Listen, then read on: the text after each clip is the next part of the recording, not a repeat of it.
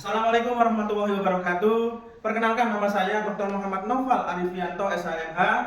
Saya dosen tetap yayasan di Universitas PGRI Jombang, program studi Pendidikan Pancasila dan Kewarganegaraan, Fakultas Keguruan dan Ilmu Pendidikan. Saya dalam video ini untuk memenuhi tugas pengajaran. Dalam hal saya sebagai pengampu mata kuliah hukum pajak mempunyai bobot SKS 2 dengan kode PKN 240-2011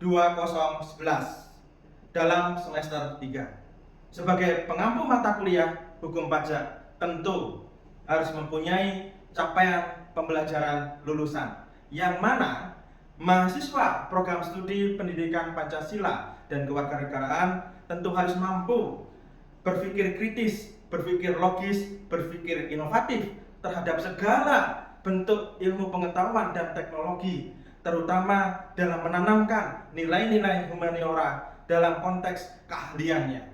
Dalam capaian pembelajaran lulusan lainnya, tentu mahasiswa program studi Pendidikan Pancasila dan Kewarganegaraan harus mempunyai implikasi atau dampak di dalam proses pembelajaran. Tentu harus berpikir kritis, harus berpikir logis, harus berpikir demokratis dalam hal mencapai pengetahuan dan teknologi, terutama dalam hal menanamkan nilai-nilai humaniora. Berdasarkan apa? Berdasarkan prinsip, berdasarkan kaidah-kaidah, berdasarkan asas-asas maupun tata cara dalam hal pengetahuan sesuai dengan bidang keahliannya. Oleh karenanya, maka di dalam capaian pembelajaran mata kuliah, tentu mahasiswa diharuskan untuk mampu berpikir kritis dalam hal memberikan solusi terhadap segala permasalahan-permasalahan dan ketentuan-ketentuan perpajakan yang berdampak pada masyarakat dalam bidang keahliannya masing-masing.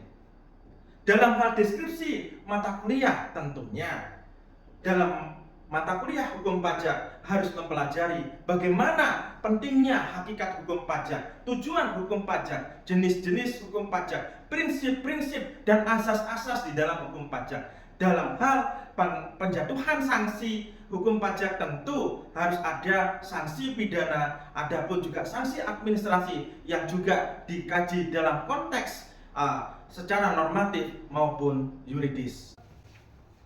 Selamat pagi teman-teman. Pada pertemuan kali ini adalah pertemuan kelima yang kita akan membahas soal beberapa case ataupun problem yang nantinya juga menjadi latihan-latihan dalam pertemuan kali ini. Maka tentu dalam hal yang lain akan kita bahas mengenai bagaimana pengertian hukum pajak itu sendiri. Maka hukum pajak itu merupakan salah satu hukum yang mengatur tentang bagaimana masalah-masalah perpajakan. Maka di sana diatur adanya subjek pajak, adanya objek pajak. Apa itu subjek pajak? Maka yang dikatakan subjek pajak adalah warga negara Indonesia ataupun warga negara lain, ataupun siapa yang menjadi orang ataupun badan usaha. Jadi yang dikatakan subjek pajak, teman-teman semuanya, adalah orang maupun persekutuan ataupun badan usaha, ataupun bisa jadi penanggung pajak. Nah, maka secara subjektif, misalkan ya ada orang, ada badan, bahkan bentuk usaha tetap itu bisa dikatakan sebagai subjek pajak. Maka pengertiannya adalah dalam hal badan sebagai subjek pajak dalam hukum pajak itu berbeda dengan konsep badan hukum perdata. Tentu dalam hukum pajak, maka dalam badan usaha itu diatur CV atau persekutuan komaniter, ataupun PT persekutuan perseroan terbatas, ataupun yayasan, koperasi, firma, ya, maupun kongsi. Ya, kongsi ini masih diatur di dalam undang-undang secara khusus, dan juga persekutuan perorangan. Apalagi sekarang sudah ada yang namanya persekutuan perdata, ya, atau perseorangan, PT perorangan. Itu juga dianggap sebagai subjek pajak. Tentu, apa yang menjadi objek pajak, maka apa yang dianggap sebagai penghasilan, omset. Nah, kalau misalkan UMKM, ya, usaha menengah kecil mikro, ya, itu dapat omset. Nah, dapat penghasilan ketika misalkan kita jadi dosen ya, dapat honor ya, dapat gaji. Kalau guru honor juga dapat gaji, dosen juga dapat gaji. Nah, itulah yang dikatakan sebagai yang namanya objek pajak. Nah, objek pajak yang lain, teman-teman, ya, adalah benda bergerak maupun benda tidak bergerak. Nah, bisa dikatakan benda bergerak bagaimana? Benda yang dapat diperjualbelikan. Artinya, ya, emas, ya, itu bukan emas novel ya, emas, ya, ataupun berlian, ya, mobil, ya, mobil apa? Mobil Pajero, mobil apa saja, yang penting bisa diperjualbelikan. Ya, itu dikatakan benda bergerak. Nah, mobil itu termasuk barang mewah, ya, barang mewah, ya. Karena apa? Mobil itu ya termasuk pajak penjualan barang mewah, PPNBM. N-nya kecil, beda lagi kalau N-nya besar, ya. Ya, N-nya besar itu pajak pertambahan nilai. Ya, kalau N-nya kecil pajak penjualan. Ya, kalau mobil pajak penjualan barang mewah karena dianggap mewah. Ya, bukan mewah sawah loh ya. Ya, jadi dianggap mewah. Nah, hal inilah yang dikatakan merupakan salah satu jenis omset penghasilan atau aset. Nah, aset. Makanya dikatakan sebagai benda bergerak, ya. Bagaimana kalau benda tidak bergerak? Maka benda tidak bergerak itu harus dibalik nama secara yuridis. Artinya tanah, ya. Nah, tanah itu benda tidak bergerak, maka harus diganti terlebih dahulu, dibalik nama terlebih dahulu menjadi kepemilikan hak atas tanah. Nah, misalkan saya, ya, membeli tanah ke Mbak Alta. Nah, saya membeli tanah ke Mbak Alta. Maka tentu, ya, itu harus dibalik nama terlebih dahulu secara yuridis. Nah, oleh karenanya penting bagaimana subjek dan objek pajak harus dikuasai terlebih dahulu. Untuk itu, ya, karena saya menggunakan metode pembelajaran problem based learning, ya, oleh karenanya saya tadi juga sempat membagikan beberapa kasus ataupun selembaran yang memuat tentang problem based learning ataupun case study. Ya, nah, dalam ruang lingkup case study tadi, ya, di situ ada permasalahan. Permasalahan apa? Permasalahan yang terkait dengan hukum pajak. Nah, ya, bisa dilihat, ya, beberapa hal terkait dengan permasalahan hukum pajak. Yaitu apa masalahnya, Pak? Masalahnya, ya, di situ, ya, di halaman yang kedua, kalau tidak salah, ya, halaman kedua bisa dilihat di lampiran yang kedua, ya. Nah, di lampiran yang kedua bisa dibacakan case-nya, Mbak. Studi kasus Bapak Padang berencana mendirikan TV. Pada persekutuan wanita, Bapak Padang mendirikan TV Teknik Industri Anugerah Abadi. Bapak Padang belum mempunyai MPWB badan usaha. Apa yang harus dilakukan Bapak Padang? Betul sekali, ya. Saya akan menggambarkan situasi bagaimana terhadap kondisi permasalahan pajak Pak Padang, ya. Pak Padang. Pak Padang ini ingin mendirikan CV. CV adalah badan usaha yang berbentuk badan hukum. Tentu saja, badan usaha yang berbentuk badan hukum ini harus diketahui legalitasnya, harus resmi, ya, harus resmi, ya. Sehingga apa yang diperlukan? Maka ketika sudah membangun CV, tentu harus dilakukan bagaimana pemenuhan hak dan kewajiban. Nah, jadi harus memenuhi hak dan kewajiban sebagai warga negara. Maka Pak Padang inilah dikatakan sebagai subjek hukum atau subjek pajak. Ya, di sini dikatakan subjek pajak. Nah, sekarang kendalanya adalah bagaimana Pak Padang untuk mendirikan CV. Ya, maka ketika mendirikan CV harus dipenuhi dengan cara, ya, dengan cara akta notaris atau akta notarir, bertemu ke notaris, ya, untuk melegalkan CV-nya. Nah, beserta, ya, pendaftaran melalui OSS RBA. Nah, harus melalui dua komponen ini. Ya. Sehingga dalam OSS-nya apa OSS itu? Sistem berbasis online yang mana dari segala penjuru termasuk badan usaha perorangan di sini harus didaftarkan NIB-nya, nomor induk berusaha. Nah, jadi harus didaftarkan terlebih dahulu. Ya, setelah mendapatkan akta notaris. Jadi setelah mendapatkan akta notaris itu harus didaftarkan dulu. Ini yang pertama. Baru OSS. Tidak boleh Pak, kalau ini tidak boleh. Jadi harus ini dulu yang pertama. Akta notaris dibuat dulu.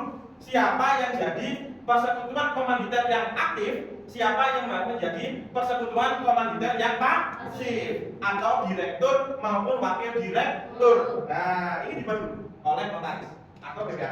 Kemudian baru ke OSS RBA. Ya, jadi ini yang dikatakan sebagai objek pajak. Ya, kenapa objek pajak? Karena dia mempunyai akta notaris yang mana disahkan oleh notaris atau BPAT. Nah, setelah sudah ada legalitasnya, maka setiap tahunnya harus melaporkan pajak. Nah, jadi setiap tahunnya harus melaporkan pajak. Loh, 1 tahun ada berapa bulan? 1 tahun 12 bulan. Nah, jadi 1 tahun ada 12 bulan, betul sekali. Ya, sehingga pajak itu dilaporkannya harus 12 bulan.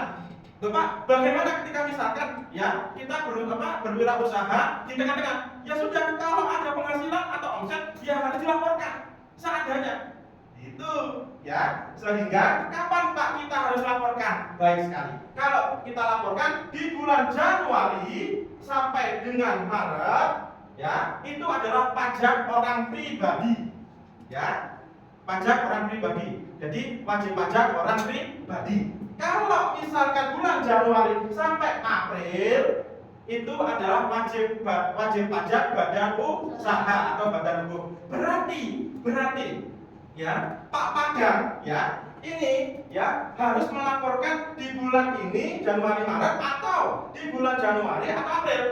Yang mana? Betul sekali. Jadi Januari sampai April pun ini ya harus dilaporkan. Nah, pelaporannya dalam bentuk CV, bukan orang pribadi karena beliau terdaftar sebagai CV. Nah, tuh. Baik. Dari sini ada pertanyaan, silakan. Monggo, ada pertanyaan? Kita diskusi. Silakan. Silakan. Mungkin ada yang saya terlewat, entah itu NPWP atau mungkin yang lain. NPWP atau mungkin saya tadi belum mengupas ya, ada yang mungkin yang terlewat ya. Nah, silakan. Ya, silakan. Mbak, siapa namanya, Mbak? Silakan, Mbak, Anu saja. Kalau kita mengurusi NIB itu apakah harus mempunyai NPWP? Betul sekali pertanyaannya, ya. Jadi kalau misalkan apakah kita mengurusi yang namanya NIB, nomor induk berusaha, harus mempunyai NPWP? Apakah perlu? Ya, sangat perlu. Ya, jadi NPWP ini ya sebagai dasar ya dalam mendaftarkan izin usaha. Nah, nomor pokok wajib pajak. Nah, jadi nomor pokok wajib pajak itu sebagai dasar untuk pembuatan izin usaha. Loh Pak, dulu itu ada SIUP, sekarang SIUP itu dihapus. Gitu, ya. Jadi SIUP itu dihapus, diganti OSS RBA dengan cara nanti diterbitkan NIB oleh Kementerian Hukum dan HAM. Sehingga NPWP Pak Pagang ini wajib untuk diterbitkan. Siapa yang menjadi wajib untuk bisa diterbitkan? Siapa saja? Yaitu persekutuan komanditer aktif dan persekutuan komanditer pasif. Jadi direktur dan wakil direktur. Ya. Loh, Pak, bagaimana dengan firma? Firma berbeda karena firma itu ya itu dengan cara bersama-sama. Ya, minimal 5 dan harus ada beberapa pengacara kalau firma. Nah, PT bagaimana? PT harus ada direksi, dewan komisaris dan pemegang saham. Nah, ya atau rapat umum pemegang saham. Nah, jadi ya Mbak Maratu Saidah NPWP menjadi salah satu kewajiban bagi setiap warga negara untuk mempunyai izin usaha. Ada yang lain? Monggo. Mungkin siapa? Masnya atau siapa? Monggo. Silakan. Kita masih ada waktu. Silakan.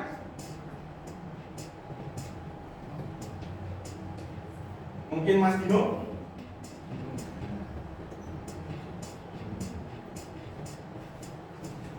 Enggak? Ya, silakan Pak Okta. Penghasilan atau usaha yang dapat terkena pajak sama penghasilan atau usaha yang tidak terkena pajak. Pinter sekali Pak Okta, ya. Bagaimana penghasilan yang bisa dikenakan pajak, ya? Ataupun penghasilan yang tidak dikenakan pajak, ya? Penghasilan yang dikenakan pajak itu bersumber dari omset, ya. Kalau dia mempunyai usaha, berwirausaha, ya, UMKM ataupun CV, PT, firma, dia punya omset atau penghasilan. Loh, omset itu apa? Penghasilan yang didapat oleh orang lain masuk ke kantong kita, ke rekening kita sebagai bukti transaksi keuangan. Jadi sebagai bukti transaksi keuangan, sehingga biasanya masuk di rekening. Nah, itulah dianggap penghasilan. Kalau misalkan apakah yang dikatakan non penghasilan, maka non penghasilan itu yang tidak boleh, ya, atau ada pengecualian, ya, yang tentu dianggap tidak boleh masuk di dalam suatu jenis penghasilan atau PPh. Apa saja? Yaitu hibah. Ya, hibah itu sukarela, ya, tidak boleh masuk ke penghasilan, ya. Bapak, apakah bisa dibuatkan akta hibah? Bisa oleh notaris, tetapi ya tidak boleh itu masuk di dalam penghasilan. Namun ada pengecualian, yaitu apa? Yaitu ketika hibah itu diwujudkan dalam bentuk, ya, rapat ataupun dalam bentuk tunjangan atau dalam bentuk iuran yang nanti, ya, kan tidak mungkin pegawai di sekolah punya juga diberikan hibah oleh orang lain, ya, tentu kan tidak boleh juga untuk dijadikan suatu bentuk keuntungan, tidak boleh. Tetapi ketika dioperasionalkan, ya, dan itu nanti dimiliki oleh kita sendiri dan termasuk di dalam suatu penghasilan atau PPh, maka itu dianggap sebagai penghasilan. Nah, jadi ya, hibah itu sifatnya sukarela. Ada juga penghasilan yang lain. Penghasilan yang lain adalah harta waris. Harta waris, ya, warisan, ya, yang belum dipindahkan atau peralihan hak atas waris. Nah, makanya warisan yang dipunyai itu harus dibalik nama, sehingga porsinya tepat, ya. Yang nantinya ketika misalkan sudah balik nama, tentu, ya, apakah itu dijual ataukah tidak. Sepanjang nantinya sudah dibalik nama atas nama dirinya, maka itu masuk di dalam aset, bukan omset, aset. Ya, nah, omset itu kan penghasilan. Nah, beda ya. Omset, aset. Nah, aset itu tadi benda bergerak, juga benda tidak bergerak. Betul sekali. Non penghasilan lainnya adalah yayasan yang bergerak di bidang sosial, yang bergerak di bidang keagamaan, yang bergerak di bidang pendidikan. Yayasan perguruan tinggi di Universitas PGRI Jombang atau yayasan penyelenggara perguruan tinggi di Universitas PGRI Jombang atau PPLP PT PGRI Jombang, maka itu tidak boleh untuk dibagi-bagikan kalau misalkan dapat penghasilan, tidak boleh, kecuali dioperasionalkan untuk pendidikan. Nah, operasional pendidikan, beli AC, beli proyektor, nah, beli meja, beli laptop dan sebagainya untuk biaya operasional, itu boleh. Nah, apakah sekarang pertanyaannya dipajaki tidak kalau yayasan? Yayasan tentu harus melaporkan pajak karena dia sebagai badan hukum. Oleh karena itu, ya, semua itu ada entitas pajaknya. Namun demikian perlu kita ketahui bahwa pajak itu tidak hanya dari sudut pandang subjek pajak, tetapi juga objek pajaknya. Oleh karenanya, kata kunci dalam perpajakan adalah kita harus mengetahui subjek dan objek pajak. Nah, apakah PPN, pajak pertambahan nilai? Apakah PPN yang kecil, pajak penjualan? Apakah PPN BH, PPN yang kecil dulunya dan BH barang mewah, ya, pajak penjualan barang mewah, ataukah yang lain? Sehingga kita harus tahu terlebih dahulu subjek dan objek pajaknya itu seperti apa. Nah, ada pertanyaan? Nah, silakan. Bagaimana menghitung pajak penghasilan? Luar biasa, ya. Maka menghitung pajak penghasilan, ya, menghitung pajak penghasilan, ya, atau PPH itu melihat dari segi bagaimana dia harus tahu pekerjaan atau profesinya, ya. Misalkan saya, ya, saya dosen, ya, maka dalam hal perhitungan PPH, ya, maka harus tahu gajinya, ya. Nah, menghitung PPH tentu harus setahun, dalam 1 tahun. Misalkan, ya, misalkan gajinya saya misalkan 3.700.000. Nah, maka 3.700.000 ini harus kali 12. Nah, harus kali 12. Maka berapa? 3.700.000 kali 12. Maka 3.700.000 kali 12. Ini 4, 1, 6, 7, 3. Berarti 4, ya. Berarti 44.400.000 rupiah. Nah, sekarang, ya, apakah 44.400.000 rupiah itu, apakah itu dikenakan pajak? Minimal tidak boleh lebih dari 500 juta. Nah, tidak boleh lebih dari 500 juta. Nah, tidak boleh lebih dari 500 juta. Maka kalau sudah lebih dari 500 juta, maka dikenakan PKP, Mas Didi. Penghasilan kena pajak. Ya.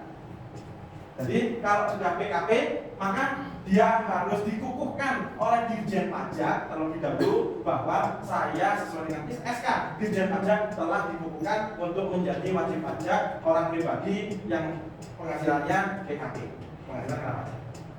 Nah, kalau di bawah 500 juta bagaimana? Maka di bawah 500 juta itu tidak dikenakan pajak alias nihil. Nah, jadi PTKP, penghasilan tidak kena pajak. Nah, tidak itu Mas Edi, ya. Maka penghasilan saya, ya, nantinya harus ditambah. Ada rumah mungkin, ada mobil mungkin, ya, mungkin mobil Alphard, ya, atau mobil Maya atau Pajero. Nah, maka harus ditambah aset-asetnya.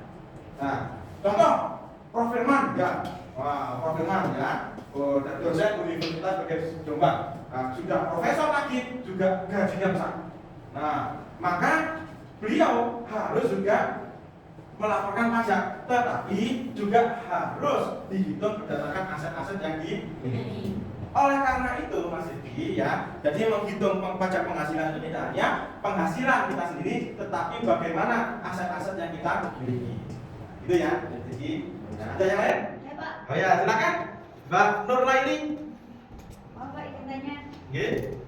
Sebagai subjek pajak, apakah bisa melakukan permohonan pengurangan atau keringanan pembayaran pajak yang disebabkan oleh kondisi tertentu? Exactly, ya, betul sekali. Apakah bisa, ya, mengurangi pajak, ya, mengurangi pajak? Misalkan, ya.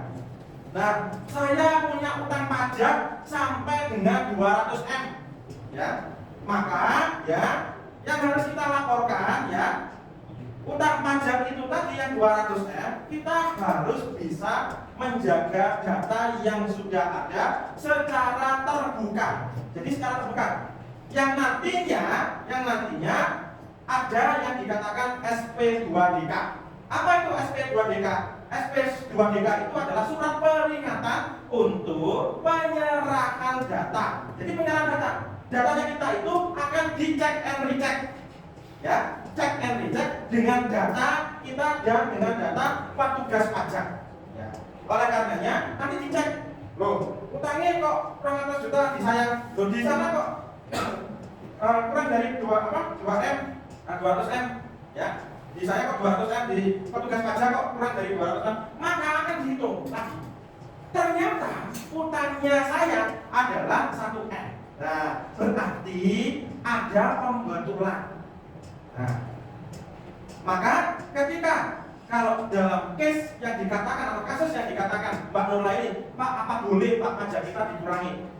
Maka ya, ketika kita sudah menghitung sama ini 200M, jadi antara fiskus atau petugas pajak dengan wajib pajak dihitung utangnya 200M, ya, maka kita harus berhati-hati dengan petugas pajak.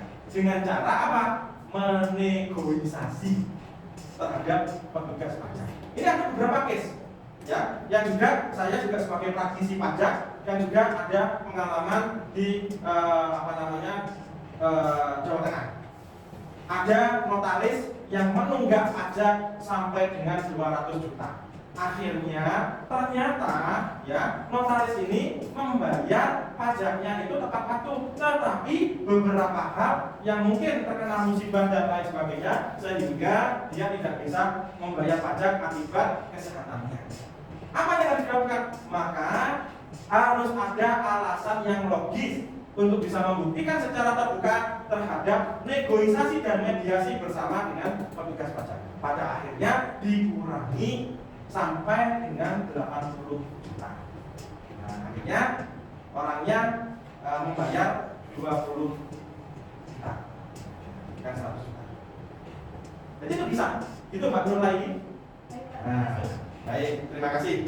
Baik, berhubung waktunya sudah mendekati akhir, maka evaluasi atau refleksi kegiatan hari ini, maka tentu ya pajak itu memang penting.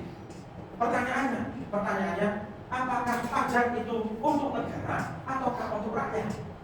Maka ya pajak itu nantinya dari hasil utang pajak, manipulasi faktur pajak, manipulasi penggelapan pajak dan lain sebagainya, maka termasuk korupsi kan? Termasuk korupsi itu akan kembali ke rakyat untuk dimanfaatkan untuk sebesar-besar kemakmuran rakyat. Kembalinya bagaimana? Dalam bentuk apa? Dalam bentuk bantuan langsung tunai, bantuan kemiskinan, bantuan sosial, bahkan pembangunan yang belum usai dari pemerintah. Itu nantinya dikembalikan sana. Sehingga jangan khawatir teman-teman, termasuk yang juga memperoleh beasiswa, ya itu juga dari pajak atau sektor pajak. Itu refleksi hari ini. Mudah-mudahan kegiatan hari ini bermanfaat bagi kita semuanya, ya. Dan semoga teman-teman semuanya dalam kondisi sehat, berkah barokah, lancar rezekinya. Saya akhiri kegiatan hari ini. Terima kasih atas perhatiannya. Wassalamualaikum warahmatullahi wabarakatuh.